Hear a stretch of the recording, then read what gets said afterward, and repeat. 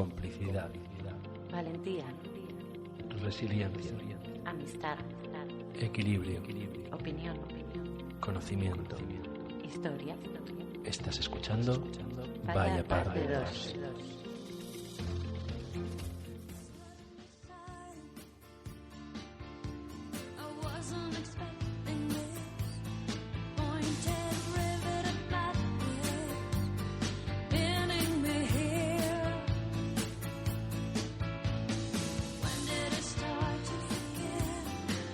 Cualquier día te pones a cantar la sintonía, ¿eh? ¿A que sí? ¿Qué tal? ¿Cómo estamos? Bienvenidos A la temporada 2. de Vaya Par de Dos. Madre mía, ya llevamos una temporada de 7 meses, ¿no? Pues Empezamos... sí, más o menos. Sí, empezamos en primeros de enero. y la hemos terminado la primera temporada en julio. Sí, señor. Finales de julio. ¿Nos habéis echado de menos? Nosotros, a vosotros sí. Sí, eso te iba a decir. Nosotros sí, un poquito... Ha sido solo un mes, en agosto, ¿verdad? De Sí, vacaciones, sí, pero sí. todo el rato en plan, ¡ay, esto para el podcast! ¡Ay, lo otro para el podcast! Tenemos 1.000.000 de historias. No sé Sí. cómo lo vamos a hacer. Bueno, muy fácil, empezando por el principio. Empezando por algo. Hay que reconocer que nos ha costado empezar, esto de sacar un rato otra vez. Vamos Sí, a ponernos ahí. es lo de perder los hábitos, ¿eh? Sí. Sí, es Bueno, como y también- cuando uno va al gimnasio y lo deja en las fiestas y luego para volver hay que planteárselo mucho. Sí, claro, y también es que no hemos parado nada. No, Hemos estado no, ahí, no, a piñón. A tope. Bueno, ya lo vais a ver porque os vamos a contar nuestras vacaciones hoy. Sí, así, como que no quiere la cosa. Bueno, un poquito. Sí. Luego ya tenemos alguna entrevista preparada, pero no. Sí. Vamos a empezar a contarnos nuestras vacaciones y dónde hemos andado por ahí perdidos. Sí, y hallados también. Hallados.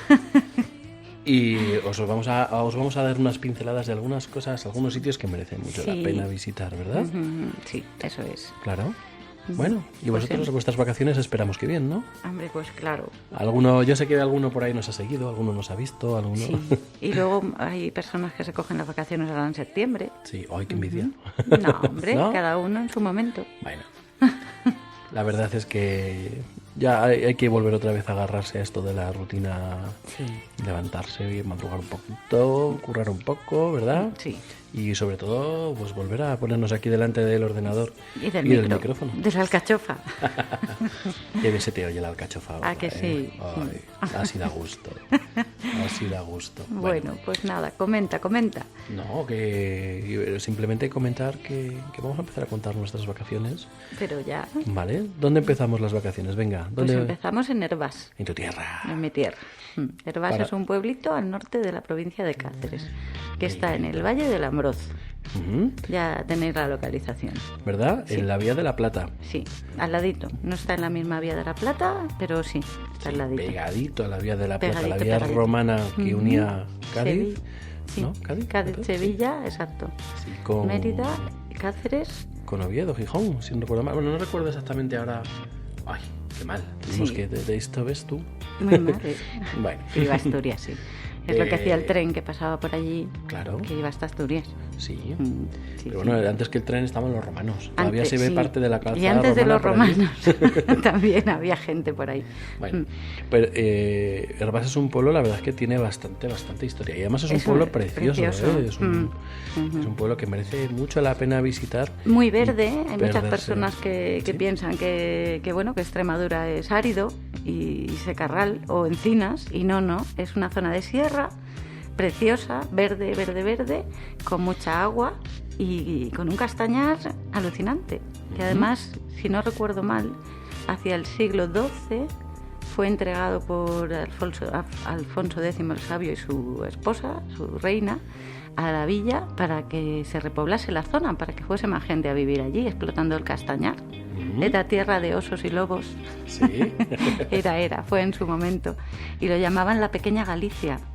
Ujú, sí. Sí, por las repoblaciones, ¿no? Que Por la hubo- repoblación y por el entorno. Tú ten en cuenta que cuando la gente del norte, los gallegos, los asturianos se fueron hacia esa zona, se les ocurrió una idea estupenda que fue llevar plantas Ujú. de ornamentales y también frutales y demás y comestibles del norte de España a esa zona de Extremadura, y allí encontramos plantas que no se ven en ningún otro sitio de España salvo en el norte. Sí. Y una cosa muy curiosa y por la que Hervás es muy conocida es el barrio judío. Por su barrio judío, por su judería. Sí. Tiene un barrio judío precioso, unas casas con sus tramoneras en madera. Exacto, el barrio judío está en la parte baja, eso es, en la parte baja del pueblo, por la que pasa el río, con un puente también chiquitín de época.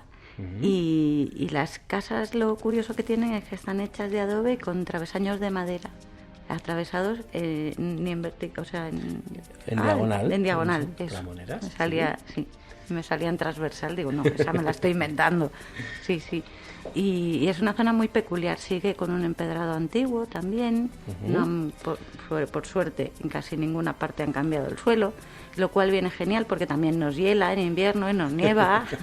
O sea que es un poco una imagen de Extremadura que no se tiene en general. No, y para ser un pueblecito, además, un pueblo que ¿cuántos habitantes tiene? Pues tiene mucha vida. 5 o 6.000 habitantes. Sí. Es un pueblo con mucha vida, con mucho turismo. Muchísima cultura. Muchísima cultura. Hay mucho arte, mucho artista allí, mucho artesano también. Es un pueblo que además tiene unas pastas judías todavía que podéis encontrar por ahí, estupendas. Sí. En el que se come muy bien. Es un pueblo que tiene la peculiaridad de que eso, para ser un pueblo relativamente pequeño, porque tiene 5.000 habitantes. Sí, no llega a 6.000. No llega a 6.000 habitantes. Ahora. Tiene su primera casa de la luz en el siglo XIX. Exacto. Aprovechando unas bajadas de agua, pues hicieron su primera casa de la luz, su primer molino para producir energía. Además está en la zona del Castañar, que es un entorno precioso. Y es un pueblo por el que pasaba la antigua vía de la Plata, la vía del tren. Exacto. Que en 1890 ya llegaba por allí el ferrocarril. Ferrocarril que hoy, por desgracia, pues desapareció. Sí. Hace ya unos años en los se cerró. 80. Pero ahora lo que han reconvertido es en una vía verde que permite pues a la gente que hace el Camino de Santiago, a la gente que quiere ir en bicicleta o pasear, unen muchísimos pueblos del norte de Extremadura, llegan a Béjar y de ahí hacia Salamanca. Sí, y se hace el tramo de lujo, porque te evitas puertos de montaña y demás, siguiendo lo que era la vía del tren, que era más llanita. Pues nada, os invitamos a visitar. Otra cosa importante, en el mismo pueblo, ¿vale? Venga. Hay aguas termales, en la zona del Salobral. Ah, vale, es verdad. Sí, es que hay de todo. La verdad hay es que campo, hay naturaleza para aburrir. Ahora llega el otoño mágico, que es una pasada. Es verdad, esos castaños que hay por ahí, esos robles. Sí. También, que se me había olvidado, hace unos meses puse una foto mía por allí con mi camiseta de mi montaña palentina en la cascada, ¿cómo le llaman? En la Chorrera. La Chorrera. Sí. Es una cascada muy bonita, allí cerquita de Hervás, a los pies del Pinajarro, del monte Pinajarro. Sí. Así que nada, a aprovechar, y si andáis por ahí por esa zona, merece mucho la pena bajar a Hervás. Además, a los esquiadores tienen cerquita la Covatilla, eso es. Sí. Bueno, son muy típicas las cerezas. Sí, por supuesto. Y el vino de pitarra. Y los embutidos. Bueno. Cuidado, que esos son palabras mayores. Sí, aquí no hay manera, Ana, no hay manera de meterla el jamón de Guijuelo. Tiene que ser jamón de Hervás. Sí. Mira que eres, ¿eh? Además de Ambonisa, como puedo decir marcas. Eso, la próxima, oye, estos de Ambonisa, si nos escucháis, nos podéis mandar un choricito, ¿verdad? Mejor mira, un sobrecito de esto de jamón. De jamón, sí, ¿verdad? Sí, o de lomo, que mira está. Que eres. Bueno, y la longaniza.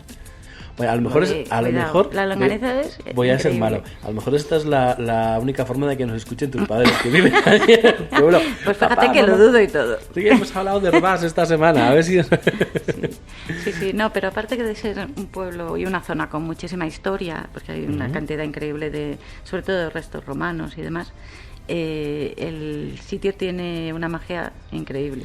Sí. Es muy acogedor, la gente es muy maja. Para pasear, para descansar, tienen muchos rincones para ir en familia, para ir solos. Ahora que decías lo del otoño mágico, para ir en familia, si queréis pasaros en otoño, pues hay muchísimas actividades culturales en la calle, teatro de calle, visitas teatralizadas. Sí. Así que nada, os invitamos a pasar por allí por Hervás. Sí. ¿Algo más? De allí de tu tierra, por los saludos. Pues un besazo y un abrazo a todas las personas de la zona que nos escuchan y algunas de por aquí que también nos escuchan y son de por allí también. Claro, además, bueno, Sí. de por aquí de esta zona, hace poco estuvimos en la fiesta de la Transhumancia también, Sí, en en Prioro. Prioro. Pasa las vías, ¿cómo se dice? La Cañada las Cañadas Real. Reales. Sí, señor. Venían desde Extremadura. Sí, desde esa zona, no son las del Bas, pero bueno, sí. pasaban Sí. por esa zona y acababan aquí, así que ha habido siempre mucha mezcla Claro. cultural y Y se come mucho contacto. la chanfaina típica de mi tierra, de Salamanca, por ejemplo, Sí. y del norte de Extremadura Las se migas. come aquí en Prioro en la fiesta de la Transhumancia. así que- Exacto. bien. Estamos todos conectados. Totalmente. Bueno, pues esa Pues fue nuestra una primera visita parada. que merece la pena y fue nuestra primera parada, claro que sí. Oye, pues hay que buscar. Ay, yo le voy a mandar, así porque soy así de chula, un abrazote a Cristina y a Vanessa, que pues hemos sí. estado con ellas estos días y guau, y bueno, pues que se las echa de menos. Vamos a dedicarles unos segundos musicales. Venga, un besazo. Besotes.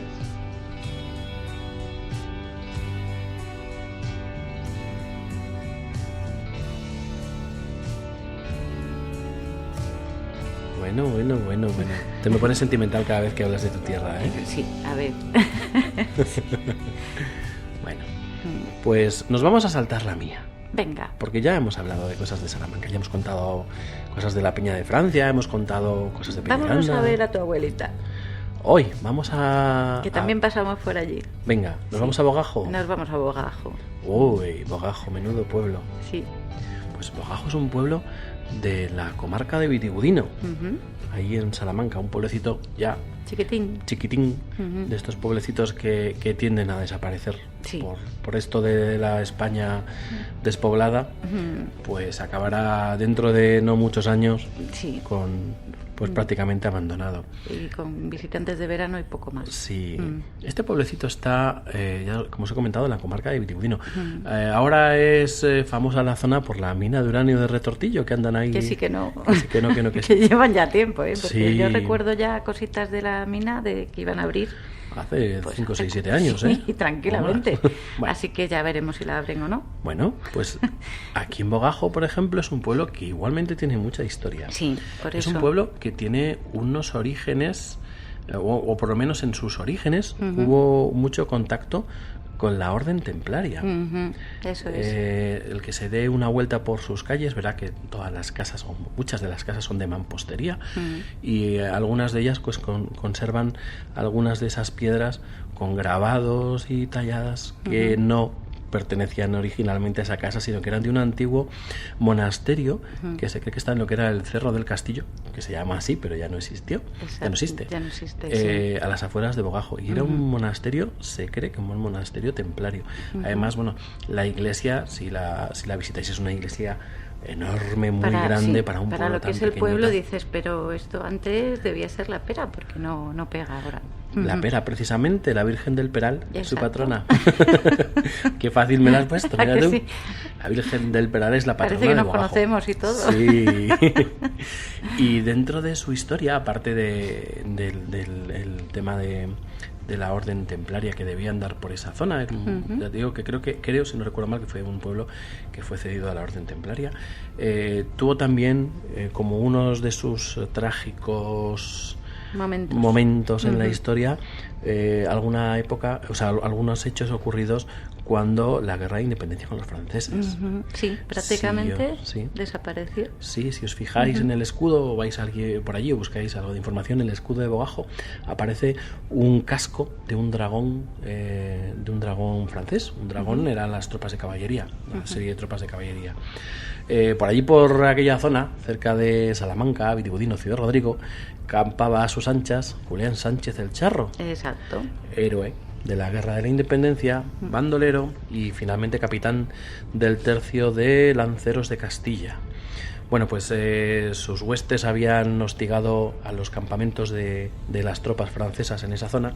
Habían entrado a caballo, habían robado víveres, habían matado franceses, y los franceses pues se decidieron tomársela por La venganza, Sí. directamente. Y entraron al pueblo pues cargándose todo lo que pillaron. Sí. Fue una época mala en Bogajo y que se recuerda pues poniendo ese escudo de dragón en Ese casco de dragón, casco sí, de en el dragón, escudo. en el escudo de Bogajo. Eso es. Ujú. Ujú. Y- Luego, una cosita de las primeras que me enseñaste tú cuando fuimos por allí fueron las tumbas.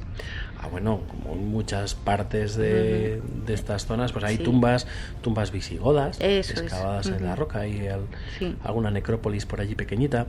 Que se pueden visitar. Sí, están al aire libre. Están allí en mitad del campo, para quien quiera ir a verlas. Eso es, que se pueden ver y además que se ve perfectamente.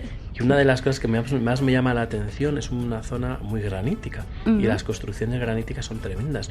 Hay muchísimos puentes en algunos de los pequeños ríos y regatos de la zona, hechos de unas losas de granito gigantes, impresionantes. Que tienen 3 postecitos también de granito y sus losas.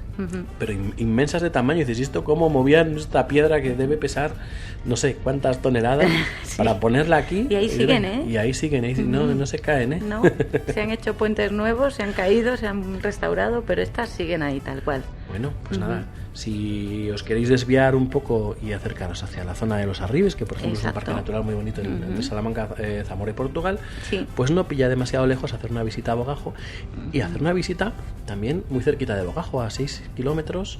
Al Castro de Yecla, eso es el Castro de Yecla, es un castro ibérico, es un castro ibérico, prerromano, que conserva prácticamente la muralla íntegra. Exacto, es que esa es la pasada. El interior no, porque se hicieron zonas de cultivo, hay una ermita, pero la muralla está íntegra, y si os fijáis en la muralla... Sí, se pueden ver los grabados todavía. Grabados de caballos. De caballos.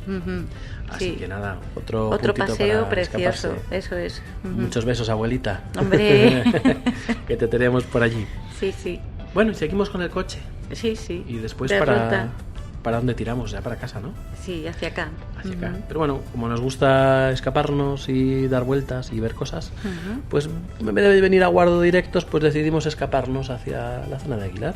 Eso es. Y pasando Palencia, nos encontramos con algo que nos sonaba mucho. Sí, aquí hay que decir que Ana y yo somos muy...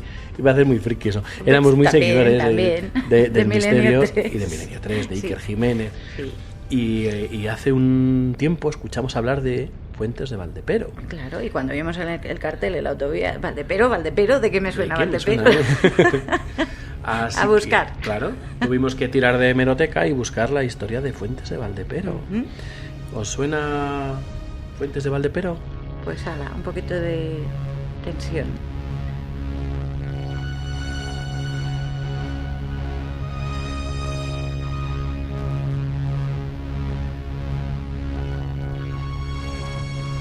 Pues mira, esto está muy relacionado. Según pasábamos por Yecla, viniendo de Bogajo, ¿te acuerdas qué es lo que vimos? Sí. Que pusimos por ahí la foto el vídeo. Colgué el vídeo en Instagram, me parece, y en Facebook, ¿verdad? Sí.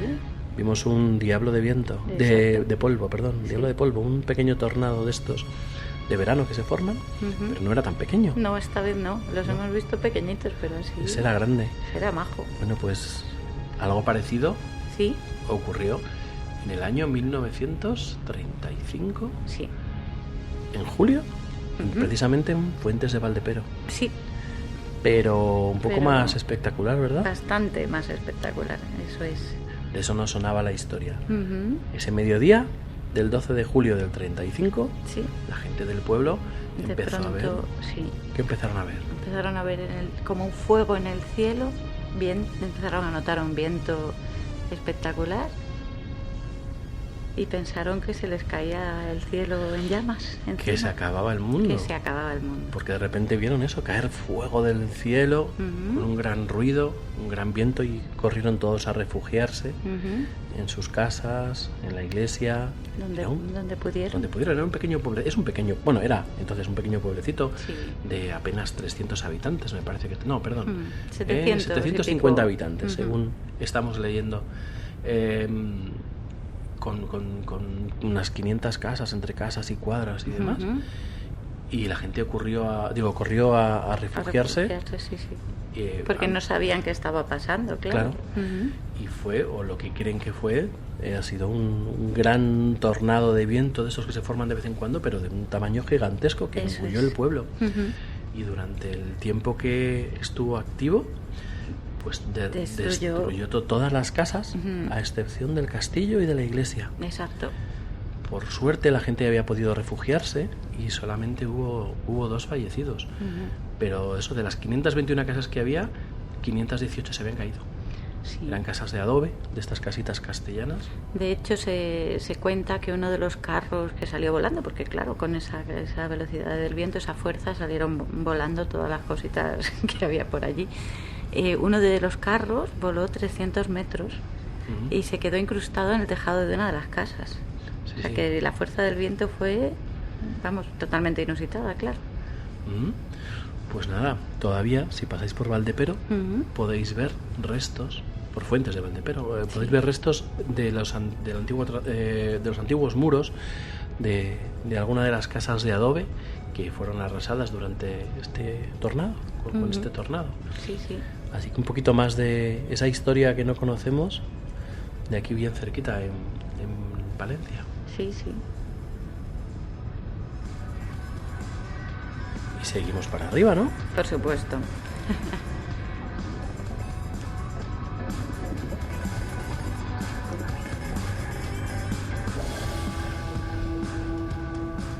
Bueno, antes de nada, contaros de dónde hemos sacado esto, por si alguien quiere informarse y buscar un poquito más de información o ver.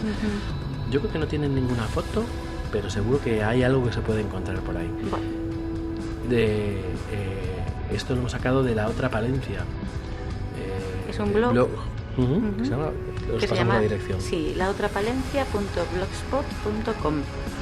Y si no, pues en alguno de los programas, no recuerdo ahora mismo en cuál, de Milenio 3, Cuarto Milenio, Iker lo contaba estupendamente.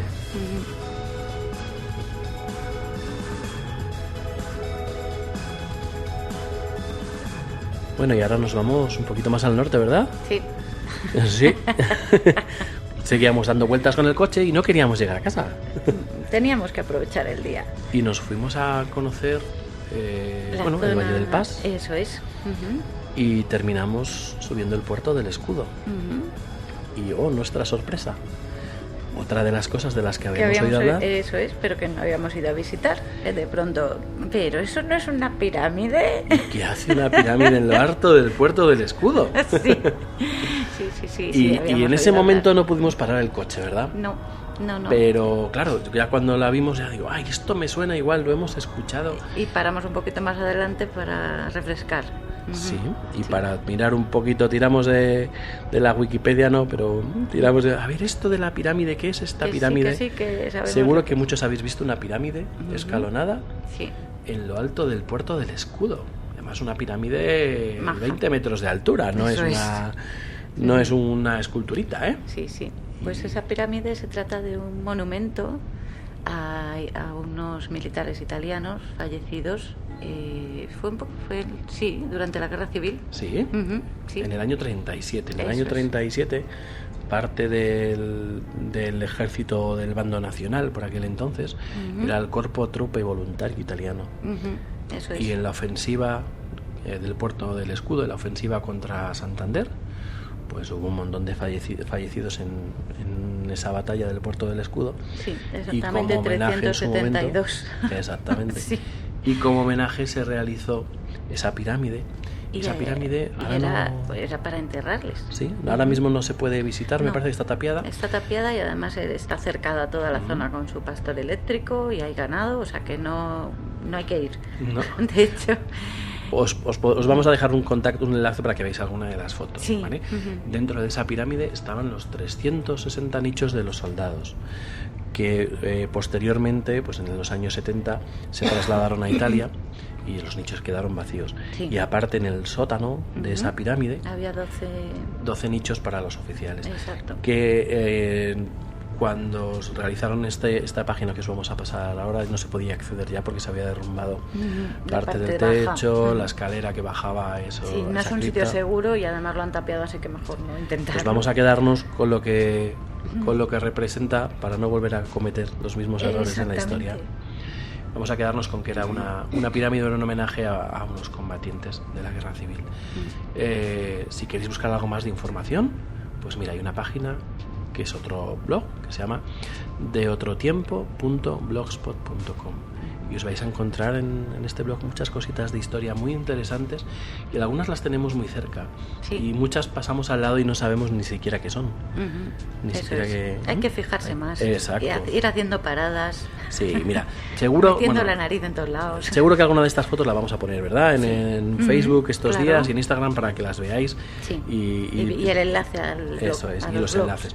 Para que tengáis un poco de parte más audiovisual. Estoy a ver si convenzo a Ana. Volveos cotillas como nosotros. Sí. Estoy a ver si convenzo a Ana a ver si podemos grabar todos los días un minutito de vídeo, todos los días, todas las semanas, 1 minutito, 2 minutitos de vídeo, que se nos vea la cara, que pongamos esta foto y tal. Pero chicos, no hay manera, ¿eh? Me ha salido... Rancia, he salido. ¿Qué se le va a hacer? Ha salido ahí que, como es un poco... No te gusta que se te vea mucho, ¿no? No. ¿Ves? No me llama. Bueno, pues eso.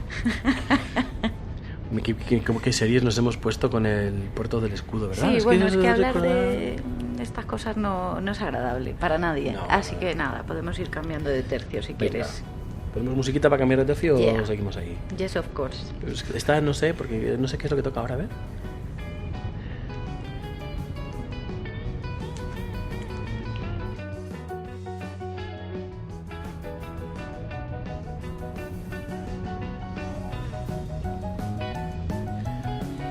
Venga, ¿te pones a bailar?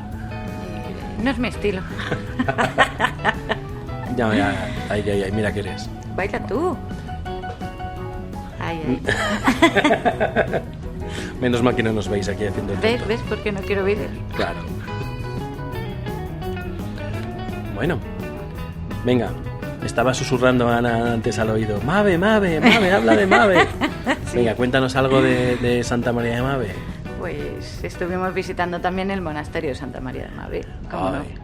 Lo que es la hospedería hoy, ¿verdad? Y la iglesia. Sí. ¿Qué nos cuentas? Eso es. Bueno, a mí, como siempre, pues me llama la atención el jardín, toda la zona del jardín, la cantidad de plantas medicinales que hay allí y de árboles también con propiedades medicinales y bueno, pues se disfruta un montón. ¿Qué quieres que te diga? Por supuesto. ¿Y qué más cositas? Para mí Mave es una joya del románico. Sí. O sea, los frescos que se conservan en las dos capillas, los dos ábsides, las dos capillas laterales de las dos naves laterales de Mave son espectaculares. Sobre todo tenemos ahí que investigar un poquito más el de la parte de la derecha. Mucha numerología, ¿verdad? Eso es. Sacamos unas fotos ahí para revisarlo bien. Si alguien entiende de numerología, pues por favor que se ponga en contacto porque vamos a dar guerra con ese tema. Sí, además hay que... Pues es curiosísimo. Vamos a poner alguna de las fotos con alguna de las cosas que hemos visto curiosas para que nos podáis contar. Y luego los grabados que había en las paredes, según entras a la izquierda, curiosísimos.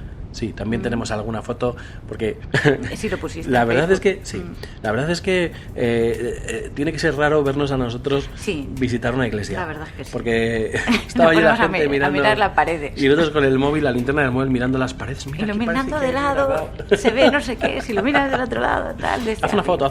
Sí. La verdad que somos de lo que no hay, ¿eh? Sí. Y la pobre Ruth que nos aguanta ahí como una campeona, ¿eh? Ay, sí, bueno. Sí. Bueno, se lo pasa a pipa. Pobre niña. Pues es un sitio de visita obligatoria también. ¿Sí? Es un sitio con una energía también muy chula. Se está muy a gusto, es un sitio acogedor. Pero aparte de eso, como patrimonio, como parte del patrimonio, merece mucho la pena fijarse. Sí. Y además hay que aprovechar, bueno, ahora esto, no sé hasta cuándo está funcionando o abiertos los iglesias románicas. Hay un proyecto que se llama Románico Abierto. Hasta el 31 de agosto, así que hay que correr. Sí. Y a lo mejor alguna aguanta un poquito más. Seguramente, claro. El tema de Románico Abierto, que es un proyecto para abrir precisamente las iglesias románicas para que la gente pueda visitarlas. Lo agradecemos, pero vamos, bueno, un montón. Mira, a ver si esta semana hablamos con Cristina Bárbole. Que nos cuente un poquito ese proyecto. Sí, ¿vale? Eso es. ¿Y alguna cosita más? Sí, de Aguilar, de San Román, ahí. Madre mía, cómo te gusta la cultura, ¿eh? Bueno, pues como a ti. Ya. Por eso estamos juntos. Ya, ¿verdad? Será por eso. Será porque no nos gusta el fútbol, yo qué sé. Claro. Ni las telenovelas. Venga, y ya después de eso ya tiramos para casa, ¿no? Después de Mave, sí. Sí, ya se nos acaba... Bueno, ya tiramos para casa.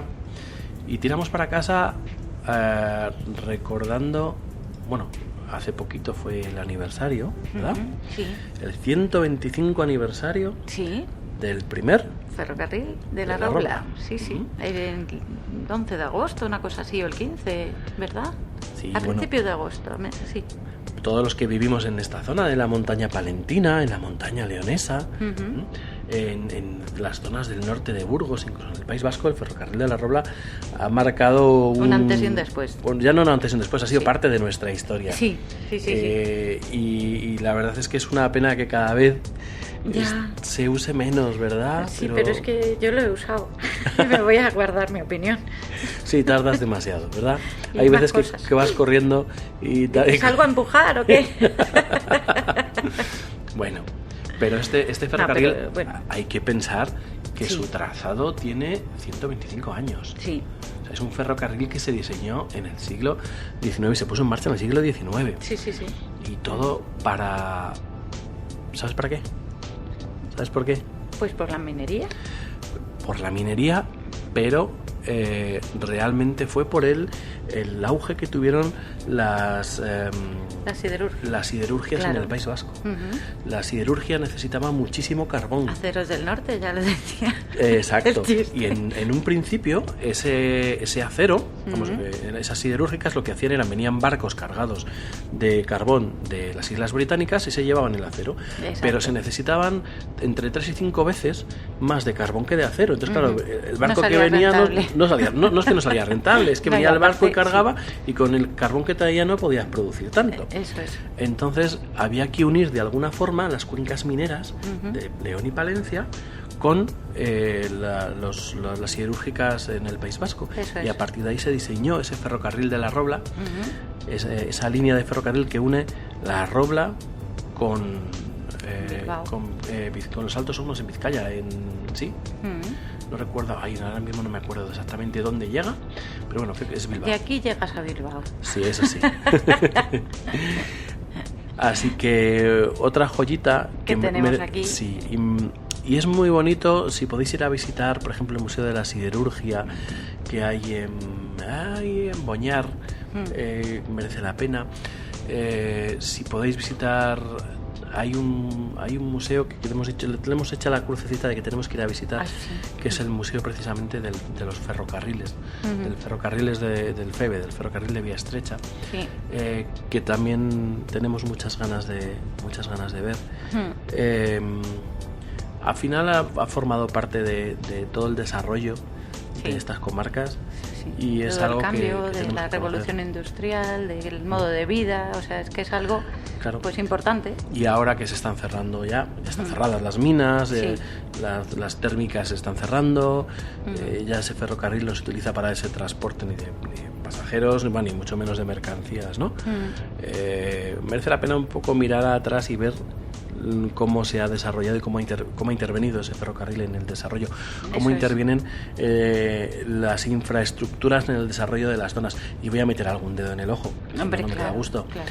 Las infraestructuras intervienen mucho en el desarrollo de las zonas. Si queremos que las zonas vacías dejen de estar vacías, necesitan infraestructuras. Necesitamos comunicaciones. Exacto. No se puede tardar, ¿verdad? Casi 3 horas. FEVE, 3 horas de León a Guardo cuando hay 100 kilómetros. Exacto. Bueno, pues ese tipo de cosas vienen muy bien para el desarrollo rural, ¿verdad? Sí.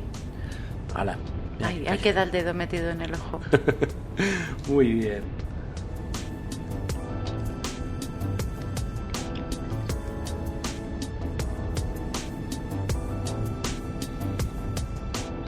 Bueno, y una cosita que tenemos por aquí, ahora que hablamos de desarrollo rural y demás, es el turismo. El turismo, ¿verdad? Sí. Y hay un turismo, aparte del turismo del que hemos hablado, del turismo cultural y artístico, el gran románico que tenemos aquí en esta zona, hay otro turismo que es el turismo de naturaleza, el turismo que de también montaña. También hemos hecho. Hemos ¿verdad? estado unos días por Picos. Bueno, pues, y lo hemos pasado genial. De Picos tenemos aquí cosas muy chulas. Eso es. Aquí tenemos cosas muy chulas, poco señalizadas. Ya meto yo el dedo en el ojo para empezar. Muy bien. Y tenemos cosas muy chulas y tenemos gente que nos tiene que informar porque todos los años Hay un montón de accidentes en montaña. Sí. Nosotros vemos pasar por aquí el helicóptero de vez en cuando al Espigüete, al Curaba. Y ver noticias casi a diario de personas que han tenido que rescatar, pues por eso, por accidentes. Y queríamos mirar a ver y hablar con alguien que sepa y alguien que se dedique a ello y que nos cuente un poco cómo prevenir esos accidentes en montaña, porque cada vez sale más gente a la montaña a disfrutar de ella. Es una maravilla disfrutar de estos paisajes. Claro que sí, de y hay paseos. Que hacerlo, si es que hay que hacerlo, si es que es buenísimo para todo, para tenemos la salud. Tenemos que ser capaces de prevenir y evitar ese tipo de cosas. Exacto. Eso es. Y para contarnos estas cositas tenemos a nuestro próximo invitado. ¿Vale? Os dejamos con la entrevista.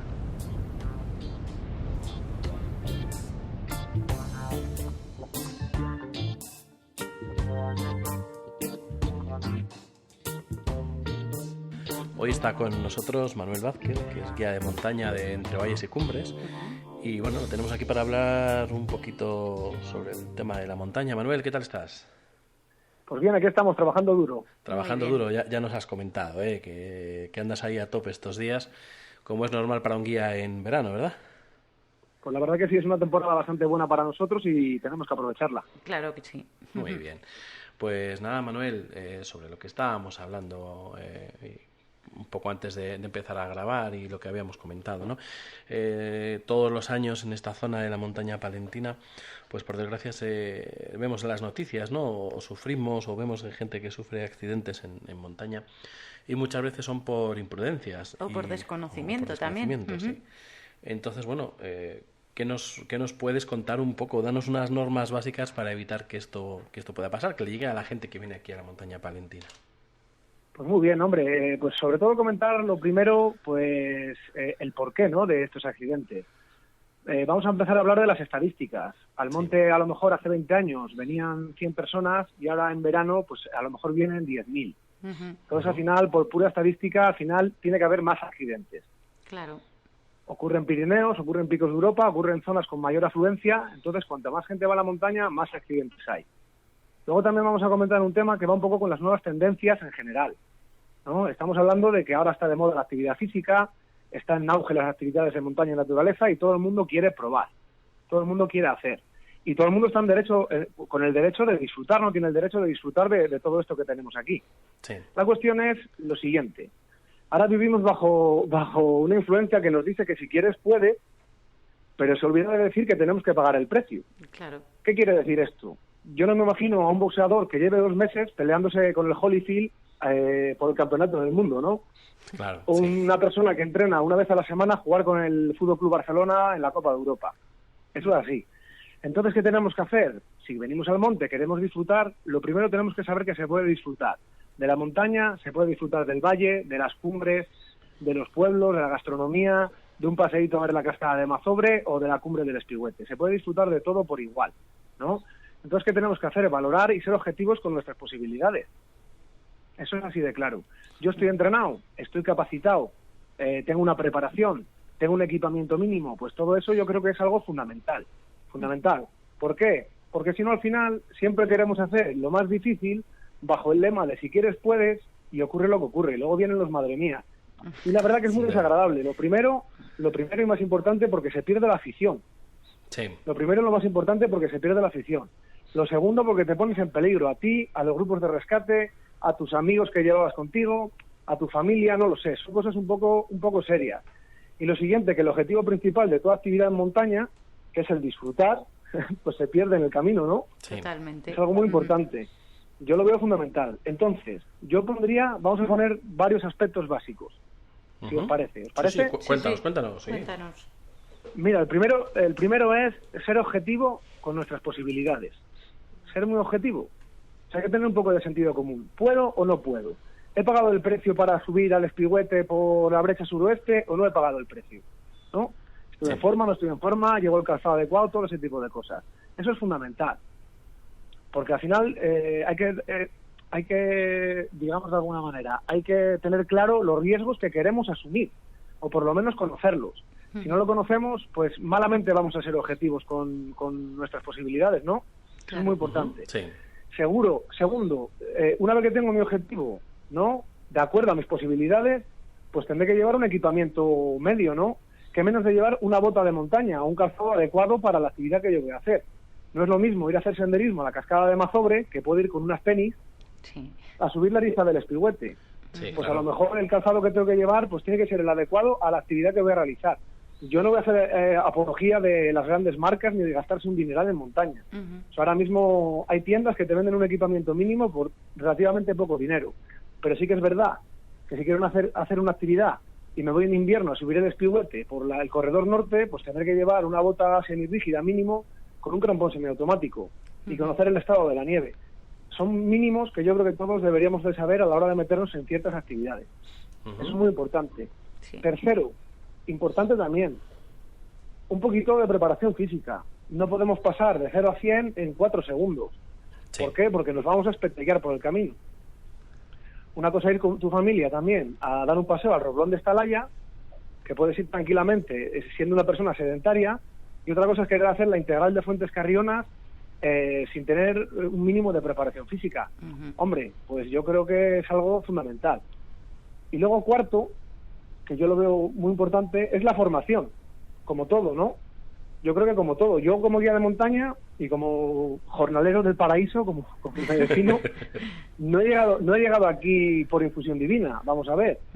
Entrenamiento, preparación, reciclaje, ¿no? O sea, son cosas que se necesitan para hacer actividades de cierta envergadura, porque esto es fundamental.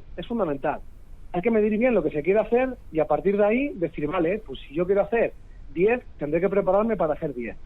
Ese tipo de cosas son muy importantes. Claro. Y luego, lo que es fundamental, y últimamente veo tendencias que lo están haciendo, es, digamos, normalizar el accidente en montaña, el normalizar el me pasa algo, llamo. Sí. No es así. Yo me acuerdo de chaval, cuando tenía algún problema y yo llegaba borracho a casa, mi padre me daba 2 pestorejazos. Pues la persona que cometa una negligencia grave y ponga en peligro grupos de rescate porque ni siquiera se ha permitido el lujo, vamos, o perdido el tiempo en planificar un itinerario y llevar un calzado adecuado, etcétera, etcétera, poniendo en peligro a familia o amigos, pues yo no digo que haya que cobrar el rescate, pero sí que habrá que darle un par de pestorejazos, ¿no? Sí. No se puede normalizar el accidente en montaña, sobre todo por negligencias. Normalizar no, porque al final, ¿qué ocurre? Nos hacemos cómodos y al final hacemos lo que nos da la gana, y tampoco es así. Sí. Hay que en principio, un poquito vale. por encima es lo que te quería comentar. Sí. Bueno, pues yo quería preguntarte sobre todas las cosas que has comentado, ¿no? Hablas de, pues eso, de esa preparación física, de ese saber dónde se mete uno, que yo creo que es uno de los principales problemas que hay cuando se sale a la montaña, que hay veces que la gente no sabe dónde se mete. Porque yo creo que la gente no se informa dónde va, o hay mucha gente que no se informa dónde va y no sabe interpretar pues las clasificaciones que existen claro. A la hora de poner la dificultad de una ruta, la dificultad técnica, la dificultad física, todo este tipo de cosas, ¿no? Porque sé que hay varias clasificaciones, pero bueno, la gente tampoco sabe muy bien. Cuéntanos así un poco por encima, pues cuando queramos hacer una ruta un día con la familia o queremos hacer alguna cosita más, cómo podemos informarnos, cómo podemos descifrar un poco, ¿no? Eso que esta ruta tiene un 1, tiene un 2, tiene... Muy bien, es una muy buena pregunta. Es una muy buena pregunta, porque aquí parten la mayoría de los errores. Son esos errores de apreciación, pero el mayor error es el error en la planificación, y es la pregunta que tú me has hecho. Es muy importante. Vale, tenemos ahora mismo hay mucha información en Internet, ¿vale? Pero la información se puede convertir rápidamente en desinformación, porque al final es tanto el bombardeo que no sabemos muy bien de dónde coger las cosas. Hay mucho tutorial en YouTube, hay mucha página web, mucho blog, etcétera, etcétera. Entonces vamos a ver, ¿de dónde podemos coger la información? Vamos a poner que nos queremos ir al Espigüete, que es una montaña que la tengo mucho cariño y, por ejemplo, vamos a hablar del Espigüete. Sí. Vale, empezamos a mirar en páginas web y en blog y a descargarnos lo primero un track, ¿no? Venga, ¿qué recorrido quiero hacer? ¿Qué dificultad tiene? Vale, tenemos que saber interpretar bien lo primero, qué desnivel tenemos y qué distancia. ¿Ven? El desnivel nos va a poner 1100 metros, aproximadamente todo el mundo va a estar de acuerdo, y la distancia vamos a poner unos 10 kilómetros. Correcto. ¿Qué ocurre? Que la gente no va a saber interpretar qué es eso si nunca ha ido a la montaña, ¿no? Nunca ha ido a la montaña. Pues una persona que no está nada acostumbrada a andar por montaña, nada acostumbrada en un terreno de roca caliza como el Espigüete, con una bajada incómoda para ellos, pues va a ser un infierno. Sí. Físicamente va a ser un infierno. Sí, porque 1.100 metros de desnivel por esa vista les va a llevar mínimo 3 o 4 horas. Sí. Y la bajada, como físicamente no vas a estar bien, te va a llevar mínimo otras 3 horas. ¿Por qué? Porque físicamente estás machacado de la subida. Entonces son desniveles que hay que saber interpretar. Una persona normal, que esté poco acostumbrada a la montaña, va a subir 300 metros de desnivel a la hora. 3 metros de desnivel a la hora, aproximadamente. Y estamos hablando de son 1.100 metros de desnivel. Entonces les va a llevar un ratito. Luego hay otra cuestión. El clima, el tiempo, la previsión meteorológica. Nadie o casi nadie tiene en cuenta la previsión meteorológica cuando ocurren a veces estas cosas. Claro, mirar el tiempo no es meterse en el tiempo.com y ver si hay una nube y un claro. Hay que afinar un poco más. Mirar modelos, contrastar fuentes, diferentes cosas. Es muy importante. Ha habido varios accidentes este año en picos de Europa relacionados con las tormentas de verano. Claro. Sí. Las tormentas eléctricas. Hay que madrugar. Cuando hay previsión de tormenta eléctrica hay que madrugar, porque las tormentas eléctricas en montaña son súper peligrosas. Claro. Sí. Luego hay otra cuestión. Veremos el tema de las trepadas, que muchas veces vienen grado 1, grado 2, grado 3. Ese tipo de cosas pues también son importantes saberlas interpretar. Una trepada de grado 1, de grado 2, pues son sencillitas, hay buenas manos, buenos pies, las asumes bien. Una trepada de tercer grado en montaña, pues dependiendo lo acostumbrado que estés, pues se te puede apretar un poco el culete, la verdad. Sí. Y si la zona es expuesta, porque cuando pone exposición quiere decir que si fallas, te caes y te haces daño, Sí. o en algunos casos te matas, pues hay que tenerlo en cuenta. Hay que leer muy bien las letras pequeñas, hay que contrastar varias fuentes, y no se puede descargar un track de Wikiloc y seguirlo a ciegas. Hay que saber interpretar los tracks también, es muy importante. Y qué menos de llevarte un mapita, de llevarte un track en condiciones, no sé, ese tipo de cosas que son fundamentales. Sí. Y luego cuando se va en grupo, pues también valorar no solo tu capacidad física, ¿no?, y tu capacidad técnica. Tienes que valorar muy bien la capacidad física y técnica de quien te lleva. Porque muchas veces disfrutan 3 y sufren 7. Sí, eso lo he vivido. Tener en cuenta. es muy importante. Pues todo ese tipo de esto se llama planificación. Sí. Y los guías esto lo llevamos a rajatabla porque es una parte importantísima de la actividad. Y hay una gran falta de planificación por desconocimiento, porque la gente no sabe planificar en las actividades de montaña. Ajá. Una de las cositas, hay rutas que ya están muy delimitadas, ¿no? Pues como puede pasar con la subida a Mazobre, que tienes el cartel explicativo cuando llegas ahí a hacer tu rutita de montaña. Sí. Al lado del parking tienes el cartelito y te dice, pues ves el mapa, ves un poco por dónde va la ruta y te pone abajo pues unas clasificaciones, ¿no? Es que no recuerdo exactamente si eran dureza física, de exposición, de grado técnico y demás, ¿no? Que van clasificadas del 1 al 5. Así un poquito para resumir, alguien que no está acostumbrado a hacer montaña, ¿dónde se puede meter? ¿Un grado 1, un grado 2? Pues vale, vamos a ver, es que eso es muy subjetivo y eso es un poco la clasificación que ha hecho el Parque Natural ahí. Sí. La cuestión es, lo primero, distinguir entre actividad de montaña y actividad de senderismo.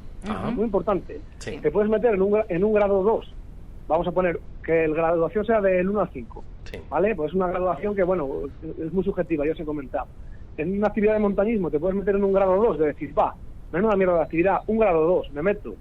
Pero ser actividad de montañismo fuera de caminos, y al final, físicamente, acabar muy cansado e irte a la senda de Mazobre, que te ponga una clasificación de senderismo 4, Sí. ¿no? O al Pozo de las Lomas, que te ponga 4, y poder asumir la actividad sin ningún problema. ¿Por qué? Porque vas por caminos, vas por senderos, y lo más importante es distinguir entre actividad de senderismo y actividad de montañismo. ¿Cuál es la diferencia?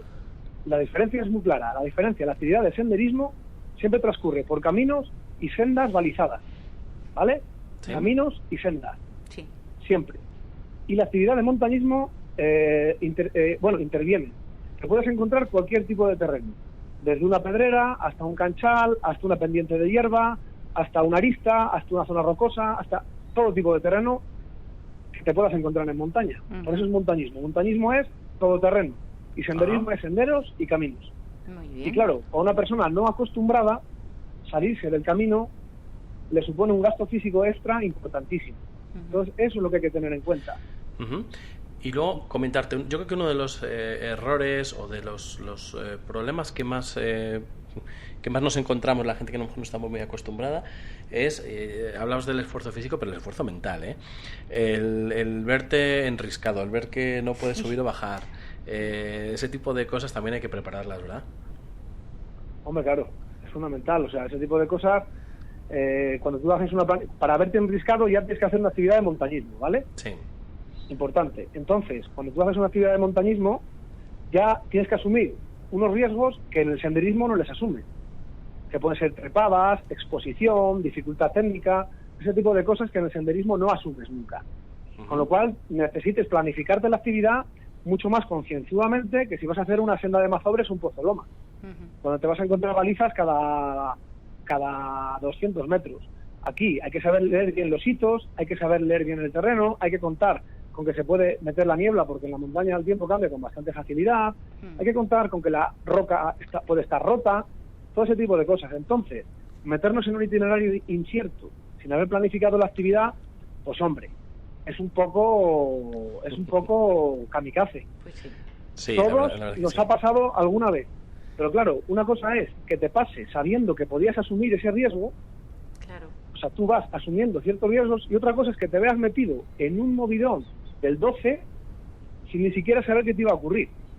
Y eso es lo que ocurre.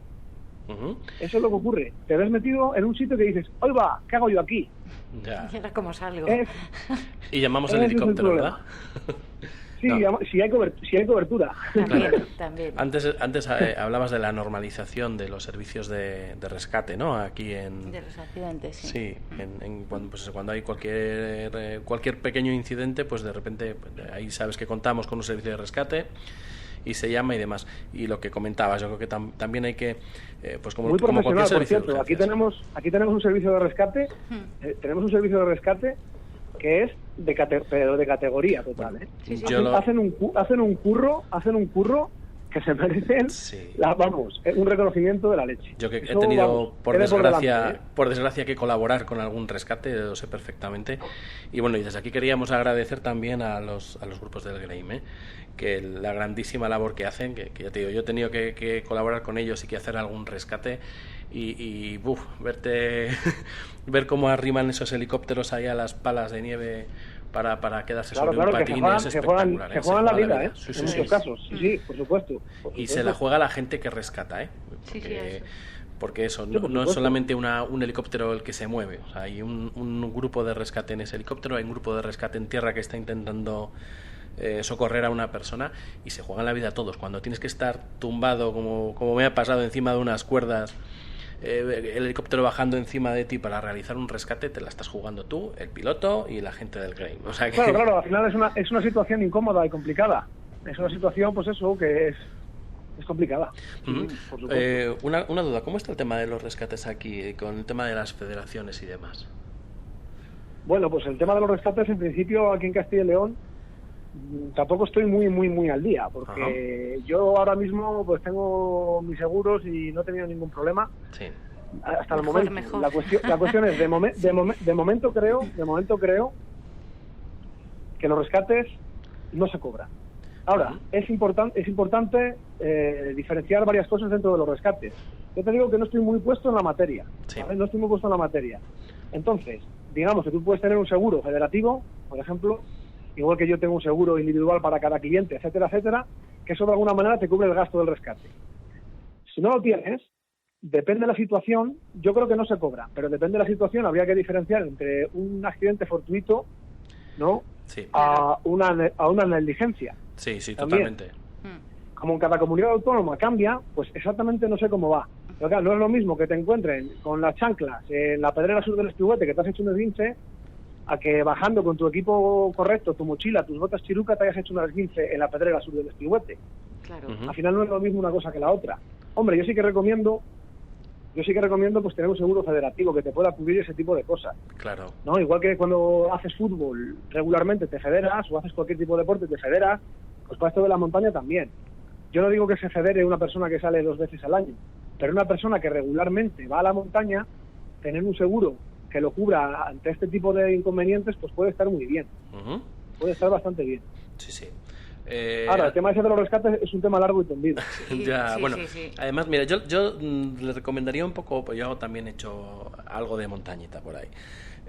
Yo le recomendaría a la gente que pensara algunas veces que cuando se meten en montaña que no cuenten con un servicio de rescate. Sí. La cosa iba a cambiar mucho, porque yo he estado fuera de España en algunos sitios y cuando te ves 4.000 y pico, 5.000 metros tú solo en una arista en un país donde no existe un servicio de rescate, entonces es cuando de repente piensas en estas cosas, ¿no? En la planificación, en la climatología y demás, ¿verdad? Y también se agradece el tener aquí.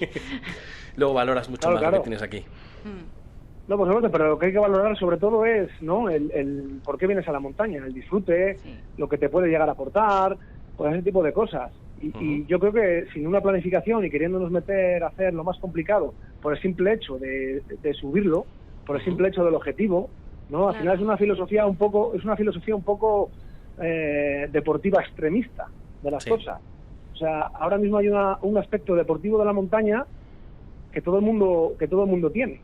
Nos ha perdido esa filosofía de la tranquilidad, del desconectar, de ir a un sitio súper chulo, de ese contacto con la naturaleza, la montaña, no sé, de disfrutar de otras cosas, ¿no? Esas cosas pequeñitas que molan tanto. O sea, salirse del estrés del día a día de la ciudad y venirse aquí a un remanso de paz durante unos días, tranquilamente. Que tenemos objetivos, como todos en la vida, pero bueno, pillar esa esencia. Ahora ya no. Ahora el estrés de la ciudad nos lo traemos al monte y queremos hacerlo todo de golpe. Y esa filosofía es la que está trayendo estos accidentes en montaña. Yo, es una opinión que tengo personal y es lo que veo día a día. Y vamos, me posiciono por ahí, Me posiciono por ese lado. Muy bien, pues quería comentarte también un poquito, ya entrando un poco más en tu labor. Para esta gente que quiere empezar un poco, pues bueno, pues ha salido al monte a dar el paseíto de senderismo y de repente quiere empezar a hacer algo más de montaña. O el que viene de vacaciones también y quiere hacerse... No, pero sobre todo para la gente que quiere hacer un poco más. Habíamos hablado de formación. Seguro que vosotros en vuestro proyecto tenéis temas relacionados con la formación en montaña, ¿no? Como cursos para... pues eso, para enseñar conocer, a la gente. Sí. Cuéntanos un poquito. Pues sí, mira, nosotros no somos escuela, pero tenemos la competencia de poder impartir cursos relacionados con la montaña. Entonces nosotros hacemos cursos de orientación, tenemos cursos de nivología, que es el estudio del manto nivoso, hacemos cursos de montañismo invernal, hacemos cursos de montañismo estival, hacemos todo ese tipo de cursos de iniciación o de perfeccionamiento que te puedan ayudar un poco a sentar unas bases fundamentales del montañismo para desenvolverte con solvencia en terreno de montaña, en tus futuras actividades. Yo antes de ser guía, todo ese tipo de cursos les hacía, porque me gustaba ir pasito a pasito, pasito a pasito, porque la seguridad es disfrute en montaña. Claro. Eso es así, la seguridad es sinónimo de disfrute en montaña, y de disfrutar durante muchos años de eso que te gusta. Entonces nosotros tenemos esos cursos, un curso de iniciación al manejo de cuerda en montaña, todo ese tipo de cursos de iniciación para una persona que quiera dar un pasito más como montañero y, digamos, entre comillas, profundizar un poco más en este mundo, son para mí esenciales. No solo les doy yo, les da mucha gente, desde las federaciones mismas, pero yo creo que es algo fundamental, ¿no? Cuando hablamos de formación, cuando hablamos de conocimientos, pues se adquieren cuando te los da un profesional, pero no en esta materia, en todas. Yo no me imaginaría a un tío que no sabe de mecánica y sacando una caja de cambios. Pues esto es lo mismo. No puedes ir a Picos de Europa o al Espigüete un día de niebla sin tener ni idea de orientación. Porque entonces te puedes perder. Entonces, estos cursos que desde Entre Valles y Cumbres les damos y sacamos regularmente todas las temporadas, pues yo creo que son fundamentales para esa gente que quiere disfrutar del montañismo durante muchos años. Y con una formación de calidad y reciclada, es lo más importante. Claro.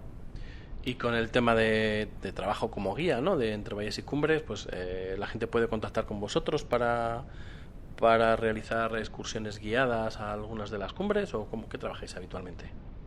Bueno, pues nosotros, como trabajamos habitualmente, nosotros tenemos una página web y tenemos redes sociales, como puede ser Facebook e Instagram, y nosotros sacamos un calendario y vamos actualizando las páginas web y las redes sociales a medida que avanzan los días. Entonces, podemos sacar actividades regularmente, cada semana sacamos una o dos, dependiendo si son de una jornada o de dos, durante el fin de semana, todos los festivos y puentes también lo trabajamos, y luego atendemos actividades bajo petición. Bajo petición, por ejemplo, se trabaja mucho en verano, porque hay mucha gente de vacaciones. Entonces la gente te solicita una actividad y tú la planificas y la llevas a cabo. Hay gente que se deja asesorar y me dice, confiamos en ti, Manuel, llévanos donde tú quieras. Y otros que te dicen, mira, este es mi perfil, esto es lo que me gustaría hacer, yo quiero subir al Espigüete, ¿cómo lo ves? ¿Lo planificamos? Así trabajamos bastante. Trabajamos así. Y trabajamos desde un senderismo interpretado, que es una cosa muy chula, porque a nosotros nos gusta mucho dar un valor añadido a nuestras actividades, y es contar cosas, curiosidades naturales, topográficas, culturales, rurales, de esta zona, y puedes hacer hasta actividades de montañismo de lo más complicado, como puede ser un Torrecerredo, como puede ser un Llambrión, como puede ser Espigüete por varias vías. Nos gusta hacer algo de observación de fauna, seguimiento de rastros, también trabajamos mucho los cursos, nos encanta trabajar cursos, trekking de varios días, todo ese tipo de actividades con familia, todo ese tipo de cosas las trabajamos. Nos gusta mucho sobre todo actividades con grupos reducidos, que sean personalizadas, en confianza, que la gente se sienta un poco especial, que se cree un vínculo positivo dentro del grupo, por recorridos alternativos. Nos gusta mucho esa filosofía del mundo. Muy bien. Muy interesante, ¿verdad? Sí. Sí. Pues nada, no sé si quieres añadir alguna cosa más, por lo menos las dudas que teníamos sobre el tema de cómo prevenir accidentes, pues ya nos las has resuelto un poquito. Sí. Muy bien. ¿Quieres añadir alguna cosa más, Manuel? Bueno, pues nada, simplemente, pues si querías saber un poquito el tema, la formación del guía, de dónde viene. Ajá, sí que me gustaría saberlo, porque muchas veces sí que nos lo plantean y que me apetecería comentarlo. Sí. Perfecto. Sí, pues. Vale, pues la formación de guía, pues al final es un grado medio o un grado superior que se hace a través del Ministerio de Educación. Hay escuelas que a través del Ministerio de Educación pues dan esa formación. Son un par de años de formación, el inicio y el segundo año eliges tu especialidad y luego haces unas prácticas. Al final es un grado medio como puede ser auxiliar administrativo o fontanería. Sí. Pero al final es una formación, un FP. Fundamental. Lo que pasa es que te especializas en montaña. Eso es. Y sobre todo, al final es muy importante tener cierta vocación, te tiene que gustar mucho, no tienes que parar de entrenar, de reciclarte, ese tipo de cosas fundamentales. Y al final se trata, sobre todo, de tratar con personas en un entorno natural. O sea, gestionar el tiempo libre de la gente en terreno de montaña. Y no hace falta ser un mega alpinista. Lo que hay que saber es gestionar bien grupos, porque gestionar el tiempo libre de la gente es muy importante y es fundamental. Hay que dar un valor añadido, hay que contar, hay que dar seguridad. Son cositas muy importantes de la labor del guía, pero sobre todo tener cierta vocación y cierto aprecio por el trabajo que haces. Y eso sí que me gustaría añadir. Muy bien. Muy importante. Pues muchísimas gracias, Manuel. Un abrazo a la gente de Entre Valles y Cumbres, ¿no? Muy bien, correcto. Y nada, muchísimas gracias por atendernos, muchísimas gracias por explicar a nuestros oyentes. Ya les pondremos vuestro contacto en nuestra página web y en Facebook. Perfecto, muy bien. Y nada, para cualquiera de nuestros oyentes que quiera preparar una actividad o que tenga dudas, pues mira, tiene unos guías profesionales que le pueden echar una mano y que pueden convertir pues esa experiencia que quieren tener en montaña en algo mucho más agradable y mucho más seguro. Muchas gracias, Manuel. Muy bien, muchas gracias a vosotros y nada, nos veremos por Montaña Palentina. Pues sí, segurísimo. Por supuesto.